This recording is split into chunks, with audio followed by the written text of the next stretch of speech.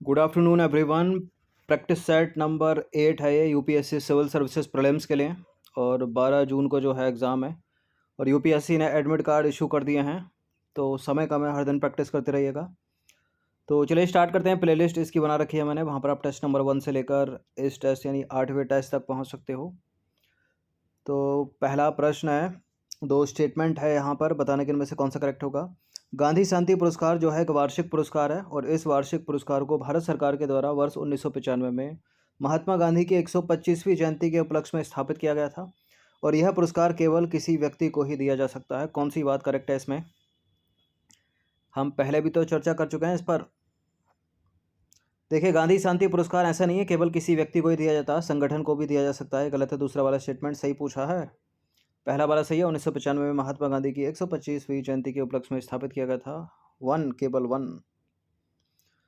तो गांधी शांति पुरस्कार वार्षिक पुरस्कार है जो भारत सरकार के द्वारा वर्ष 1995 में महात्मा गांधी की 125वीं जयंती के उपलक्ष्य में अहिंसा के माध्यम से सामाजिक, आर्थिक और राजनीतिक परिवर्तन लाने वाले लोगों की पहचान करने हेतु स्थापित किया गया था। इस पुरस्कार की बात करें तो 1 करोड़ रुपए की नगद धनराशि इसमें मिलती है, एक पट्टिका मिलती है और एक प्रशस्ति पत्र मिलता है।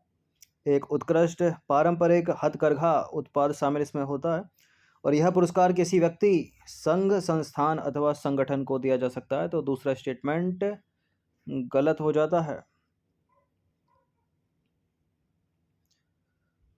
क्वेश्चन नंबर 2 पर आ जाइए। निम्नलिखित में से कौन सा ऐसे मौलिक अधिकार भारतीय नागरिकों और विदेशियों को दोनों को प्राप्त है? प्रश्न इंपॉर्टेंट है ये, स्टेट पीसीएस के लिए भी और यूपीएससी के लिए भी।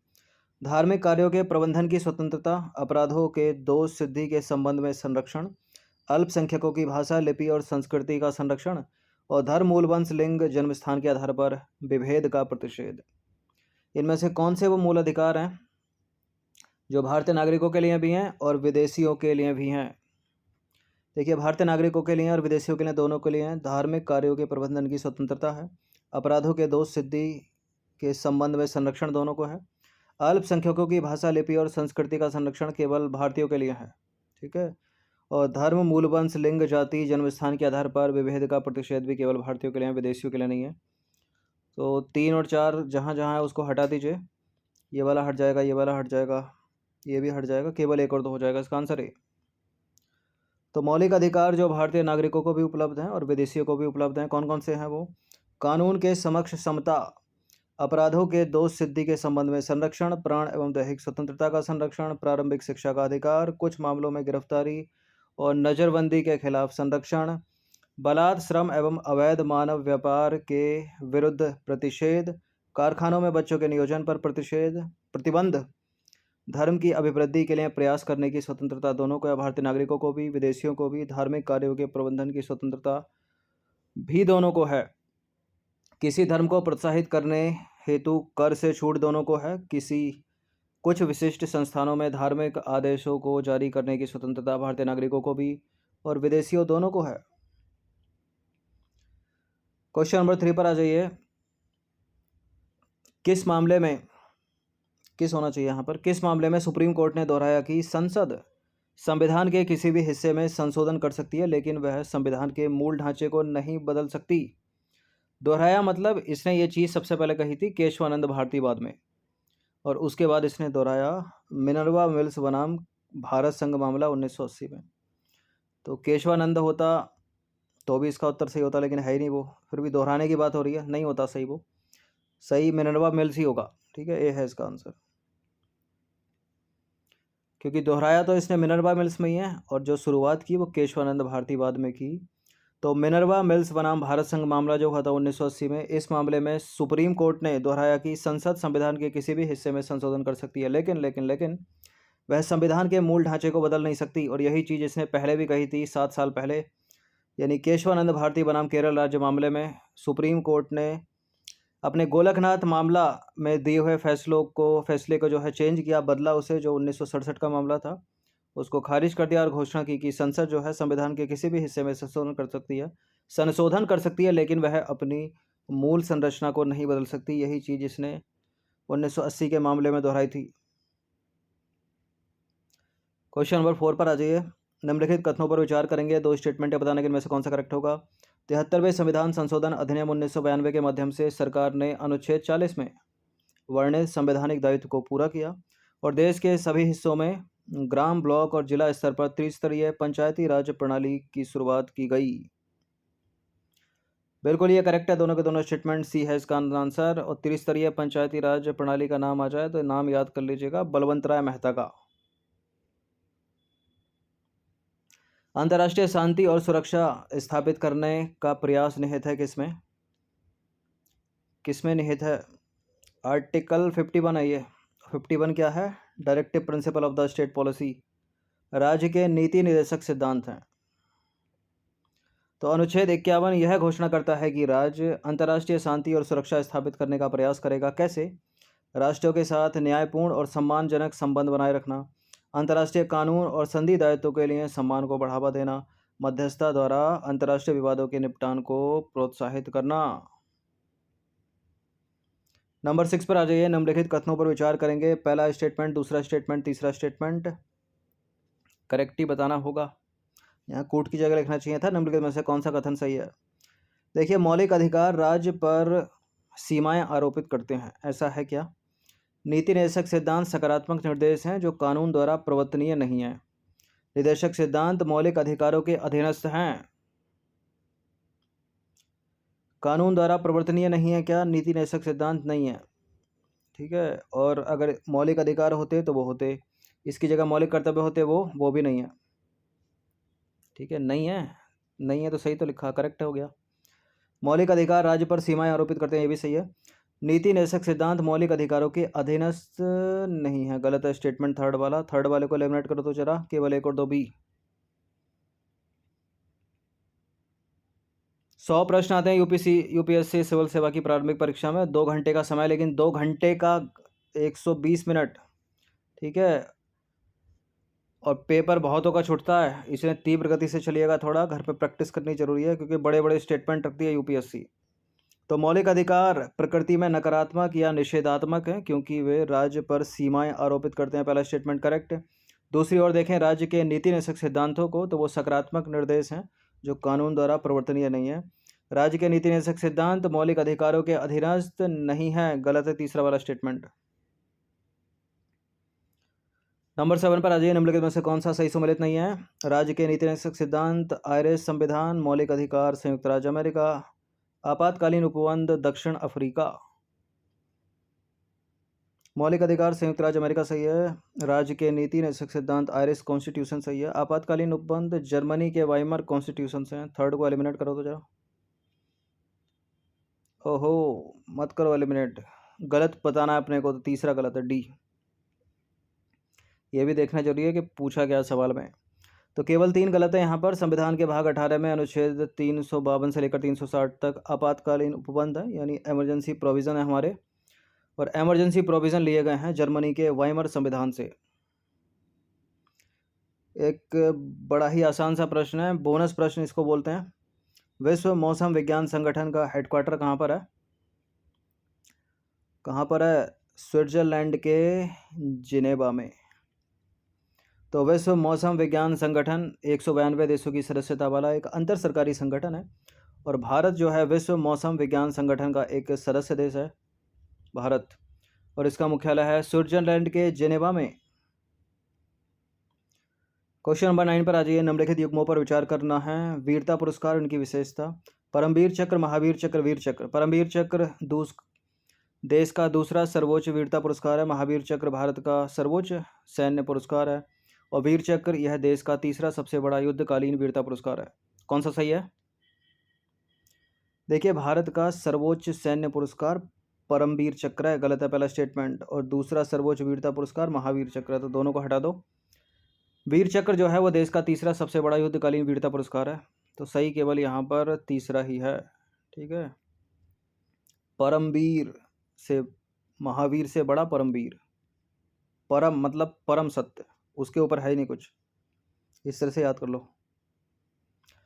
तो परमवीर चक्र की बात करेंगे, फिर करेंगे महावीर चक्र की। परमवीर चक्र भारत का सर्वोच्च सैन्य अलंकरण है जो युद्ध के दौरान अद्वितीय साहस और असाधारण वीरता के कार्यों को प्रदर्शित करने के लिए दिया जाता है, गलत है पहला स्टेटमेंट, ठीक है। चाहे वे जमीन पर हो, समुद्र में हो या हवा में, इस चीज़ को भी याद रख लीजिएगा। महावीर चक्र जमीन पर, समुद्र में या हवा में दुश्मन की उपस्थिति में विशिष्ट वीरता के कार्यों के लिए दिया जाने वाला दूसरा सर्वोच्च वीरता पुरस्कार है। ठीक है, और तीसरा है वीर चक्र। वीर चक्र की बात करें तो परमवीर चक्र और महावीर चक्र के बाद देश का तीसरा सबसे बड़ा युद्धकालीन वीरता पुरस्कार है वीर चक्र। तो केवल तीसरा वाला ही सुमेलित है, पहला दूसरा सुमेलित नहीं है। इस प्रश्न को कई बार कराया मैंने टेस्ट सीरीज में। ये क्षमादान की शक्ति हैं और यह है प्रावधान। लघुकरण क्या, परिहार क्या, विराम क्या, प्रविलंबन क्या, बताइए। दंड और बंदीकरण दोनों को हटा दिया जाता है। कई बार बताया मैंने, किसी व्यक्ति को उसके दंड दंडादेशों से पूरी तरह से मुक्त करना, उसको क्षमा बोलते हैं, लघुकरण नहीं बोलते। गलत है पहला। परिहार में इसका अर्थ है कि दंड के चरित्र को बदले बिना दंड की अवधि को कम करना। परिहार, परिहार, ये सही है। विराम, विराम का मतलब है किसी दोषी को मूल रूप से दी गई सजा को किन्हीं विशेष परिस्थितियों में कम करना, ये भी सही है। और प्रविलंबन के सामने लिखा है स्थायी समय के लिए किसी सजा के निष्पादन पर रोक लगाना। स्थायी समय तो हमेशा के लिए हो गया ना, अस्थायी होना चाहिए प्रविलंबन, गलत हो गया। तो दूसरा तीसरा सुमेलित हो गया, और सुमेलित पूछा बी में ऑप्शन भी है। तो देखिए, क्षमा का मतलब होता है पार्डन, मतलब किसी व्यक्ति को सभी दंड दंडादेशों और निर्हरताओं से मुक्त करना, क्षमा कर देना उसको। लघुकरण का मतलब है इसमें दंड के स्वरूप में परिवर्तन कर दिया जाता है। उदाहरण के तौर पर समझें, जैसे कि मृत्यु दंड को आजीवन कारावास में बदल देना और कठोर कारावास को साधारण कारावास में बदल देना, इसको बोलते हैं लघुकरण। प्रविलंबन क्या होता है? इसका अर्थ है अस्थायी समय के लिए। ठीक है, अस्थायी समय के लिए, वहाँ स्थायी लिखा था इसलिए गलत था वो। अस्थायी समय के लिए किसी की सजा के निष्पादन पर रोक लगाना, और इसका उद्देश्य होता है दोषी को राष्ट्रपति से क्षमा या लघुकरण प्राप्त करने के लिए जो है समय देना। क्वेश्चन नंबर 11 पर आ जाइए। 73वें संविधान संशोधन के अनिवार्य प्रावधान निम्नलिखित में से कौन से हैं? देखिए, 73वें ये प्रश्न दो तरह से पूछा जा सकता है। अनिवार्य प्रावधान है इसके, और दूसरे हैं स्वैच्छिक प्रावधान। अगर इस तरह से पूछेगा 73वें संविधान संशोधन के प्रावधान कौन कौन से हैं, तब तो सभी हो जाएंगे। लेकिन इसमें भी जो है आपको अनिवार्य और स्वैच्छिक छांटने हैं। स्वैच्छिक 3 है और अनिवार्य तो कई हैं, देख लेते हैं एक बार। तो पंचायती राज संस्थाओं के चुनाव लड़ने के लिए न्यूनतम आयु 21 वर्ष कर दी गई। ये पंचायत का एक अनिवार्य प्रावधान है। ठीक है, 21 वर्ष होनी चाहिए तो होनी चाहिए। हर 5 वर्ष में प्रत्येक राज्य में एक राज्य वित्त आयोग की स्थापना करना, यह भी अनिवार्य प्रावधान है 73वें संविधान संशोधन का। पंचायतों में महिलाओं के लिए 1/3 सीटें आरक्षित करने का प्रावधान सबको ही करना है, हर राज्य की पंचायत में। यह भी एक अनिवार्य प्रावधान है। सारे के सारे अनिवार्य प्रावधान ही हैं, तो डी है इसका आंसर। तो देखिए, 73वें संविधान संशोधन 1992 के माध्यम से जमीनी स्तर पर लोकतंत्र को साकार करने के लिए संवैधानिक दर्जा प्रदान किया गया और इसे देश में ग्रामीण विकास का कार्य सौंपा गया। इसके अनिवार्य प्रावधान देख लेते हैं। ग्राम सभाओं का गठन करना, जिला, ब्लॉक और ग्राम स्तर पर त्रिस्तरीय पंचायती राज संरचना का निर्माण करना, लगभग सभी पद सभी स्तरों पर प्रत्यक्ष चुनाव द्वारा भरे जाएंगे, और पंचायती राज संस्थाओं का चुनाव लड़ने के लिए न्यूनतम आयु जो होगी वो 21 वर्ष होगी। ये भी अनिवार्य प्रावधान है। और क्या क्या है? जिला एवं प्रखंड स्तर पर अध्यक्ष का पद अप्रत्यक्ष निर्वाचन द्वारा भरा जाएगा। पंचायतों में अनुसूचित जाति जनजातियों के लिए उनकी जनसंख्या के अनुपात में और पंचायतों में महिलाओं के लिए 1/3 सीटें जो है आरक्षित होनी चाहिए। पंचायती राज संस्थाओं के चुनाव कराने के लिए प्रत्येक राज्य में राज्य चुनाव आयोग का गठन किया जाएगा। ये भी एक अनिवार्य प्रावधान है।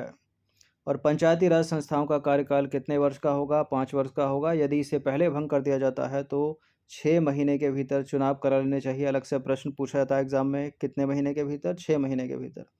हर 5 वर्ष में प्रत्येक राज्य में एक राज्य वित्त आयोग का गठन किया जाएगा। ये सारे अनिवार्य प्रावधान हैं। अब स्वैच्छिक या ऐच्छिक प्रावधान कौन कौन से हैं? इन निकायों में केंद्र और राज्य विधानसभाओं के सदस्यों को मतदान का अधिकार देना, पिछड़े वर्गों के लिए आरक्षण प्रदान करना, राज्य की मर्जी है, नहीं दे दे तो दे दे, नहीं दे तो नहीं दे। ठीक है। पंचायती राज संस्थाओं को कर, शुल्क आदि के संबंध में वित्तीय अधिकार दिए जाने चाहिए तथा पंचायतों को स्वायत्त निकाय बनाने का प्रयास किया जाना चाहिए। ये स्वैच्छिक प्रावधान है तीनों, इनको याद रखिएगा। इनमें से किसी को मिक्स कराकर पूछ लेगा एलिमिनेट करवाने के लिए एग्जामिनर। क्वेश्चन नंबर 12 पर आ जाइए। भारत के विधि आयोग से रिलेटेड कुछ स्टेटमेंट है यहाँ पर, बताने के में से कौन सा करेक्ट है। देखिए, भारत का विधि आयोग भारत सरकार द्वारा गठित एक वैधानिक निकाय है क्या। पहला विधि आयोग 1833 के चार्टर अधिनियम द्वारा गठित किया गया था और इसकी अध्यक्षता की थी लॉर्ड मैकाले ने। यह कानून और न्याय मंत्रालय के सलाहकार निकाय के रूप में काम करता है। कौन सा सही है। अब 1813 की जगह 1833 का भी चार्टर हो सकता है, यहाँ पर नहीं हो सकता, लेकिन सही है ये वाला स्टेटमेंट। यह कानून और न्याय मंत्रालय के सलाहकार निकाय के रूप में काम करता है, ये भी सही है। भारत का विधि आयोग एक वैधानिक निकाय नहीं है, ये तो गैर सांविधिक निकाय है, गलत है पहला वाला स्टेटमेंट। तो एक को एलिमिनेट करके क्या हम आंसर ले पाएंगे। बिल्कुल ले पाएंगे, सी। तो भारत का विधि आयोग समय समय पर भारत सरकार द्वारा गठित एक गैर सांविधिक निकाय है, गलत है पहला स्टेटमेंट। स्वतंत्र भारत का पहला विधि आयोग 1995 में 3 वर्ष के कार्यकाल के लिए स्थापित किया गया था। तब से 21 और आयोगों की स्थापना जो है की गई है। और पहला विधि आयोग 1834 में ब्रिटिश शासनकाल के दौरान 1833 के चार्टर एक्ट या अधिनियम के द्वारा स्थापित किया गया था और उसकी अध्यक्षता की थी किसने, लॉर्ड मैकाले ने। अलग से प्रश्न बना एग्जाम में। और यह कानून और न्याय मंत्रालय के सलाहकार निकाय के रूप में काम करता है भारत का विधि आयोग। क्वेश्चन नंबर 13 पर आ जाइए। ज्योग्राफी से रिलेटेड प्रश्न आ गया है कुछ। अंडमान के इन द्वीप को उत्तर से दक्षिण की ओर रखिए। देखिए, यह है अपना अंडमान, ठीक है। कुछ एक टुकड़े में फैला, छोटा टुकड़ा इसका नीचे है। इसके नीचे की बात करें तो इसके नीचे 10 डिग्री चैनल है, 10 डिग्री चैनल। उसके नीचे आ जाता है निकोबार। निकोबार में भी 2 हैं, कार निकोबार, ग्रेट निकोबार। अब आपको बताना है कि यहाँ उत्तरी अंडमान है, उसके नीचे कौन सा अंडमान है, उसके यहाँ कौन सा अंडमान है और फिर ये कौन सा अंडमान, इसी को पूछा है। तो उत्तरी अंडमान ये हो गया। इसके नीचे जो आएगा वो क्या हो जाएगा, इसका और इसका क्या हो जाएगा, मिडिल अंडमान हो जाएगा ये। और इसके नीचे ये क्या हो जाएगा, यहाँ पर ये हो जाएगा लोअर अंडमान या फिर साउथ अंडमान। और ये सबसे छोटा जो अलग टुकड़ा है इसका, इसको बोलते हैं लिटिल अंडमान या लिटिल अंडमान या छोटा अंडमान, ठीक है। North Andaman, middle Andaman, south Andaman, little Andaman, यानी उत्तरी अंडमान, मध्य अंडमान, और यह है दक्षिण अंडमान, और यह है छोटा अंडमान। अब कुछ लोग इसको दक्षिण समझ लेते हैं, जबकि ये छोटा अंडमान। सबसे दक्षिण में कौन सा आएगा, ये छोटा अंडमान, लिटिल अंडमान। तो लिटिल अंडमान सबसे लास्ट में होना चाहिए, उत्तर से दक्षिण की ओर देखना है ना। तो यहाँ लिटिल अंडमान है, यहाँ भी लिटिल अंडमान है, यहाँ साउथ अंडमान है, इनको हटा दीजिए। तो सबसे ऊपर उत्तरी अंडमान यानी नॉर्थ अंडमान, उसके नीचे चलोगे मिडिल अंडमान या मध्य अंडमान, उसके नीचे साउथ अंडमान या लोअर अंडमान, और सबसे नीचे है लिटिल अंडमान। ए ही सही है, ठीक है। तो north Andaman, middle Andaman, south या लोअर अंडमान, सबसे नीचे है लिटिल अंडमान। कुछ इस तरह से इस इमेज में देख लीजिए। यह है पूरा अंडमान और यह है निकोबार, और ये बीच में जगह, ये 10 डिग्री चैनल से इन दोनों को अलग करता है। एग्जाम में कई बार प्रश्न बना है। तो सबसे ऊपर नॉर्थ अंडमान, उसके नीचे मिडिल अंडमान, उसके नीचे लोअर अंडमान या फिर कह लो इसको साउथ अंडमान, और सबसे नीचे है ये लिटिल अंडमान या छोटा अंडमान। निकोबार में भी 2 हैं, कार निकोबार और नीचे वाला ग्रेट निकोबार। अब देखिए, निकोबार में भी कार निकोबार, ग्रेट निकोबार। अगर पूछी जाए कि अंडमान निकोबार द्वीप समूह की जो राजधानी है वो है कहाँ पर, अंडमान में है या निकोबार में है, तो वो है अंडमान में। अंडमान में भी कहाँ पर, लोअर अंडमान या दक्षिण अंडमान में। राजधानी का नाम क्या है, पोर्ट ब्लेयर। और जाने थोड़ा।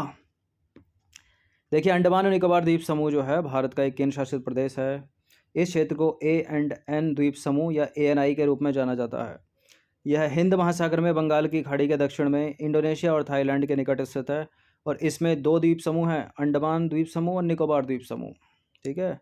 उत्तर में स्थित अंडमान और दक्षिण में स्थित निकोबार द्वीप समूह जो है वो 10 डिग्री चैनल के द्वारा अलग होते हैं, ठीक है। 10 डिग्री चैनल के द्वारा, यहाँ है 10 डिग्री चैनल इन दोनों को। अब देखिए, इस क्षेत्र की जो राजधानी है वो है अंडमानी शहर पोर्ट ब्लेयर, ठीक है। अब हम देखेंगे विगत कुछ वर्षों में UPSC सिविल सेवा ने जो अंडमान निकोबार से रिलेटेड प्रश्न किए हैं उनको। जैसे एक प्रश्न 2019 में ये पूछा गया था, 2009 में ये पूछा गया था कि निम्नलिखित में से किस स्थान पर शोम्पेन जनजाति जो है वो पाई जाती है।